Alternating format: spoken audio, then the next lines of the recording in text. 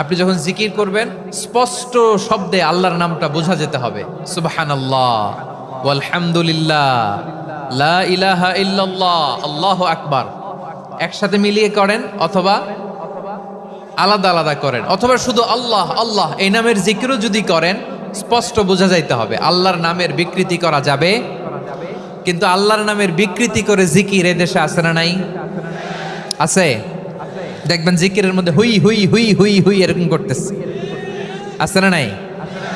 সবাই মিলে লাফাচ্ছে, দফাচ্ছে, মাথা ঝুলাচ্ছে, আর কি কি যেন বলে, ওইটার মধ্যে আমি আল্লাহর নাম খুঁজে পাই না, এরকম আছে না নাই?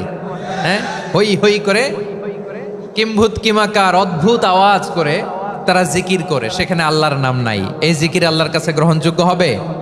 আল্লাহ বলেন ওয়াযারুল্লাযীনা ইউলহিদুনা ফি আসমাইহি, খবরদার আমার নামের যারা বিকৃতি ঘটায় তাদেরকে তোমরা বর্জন করো।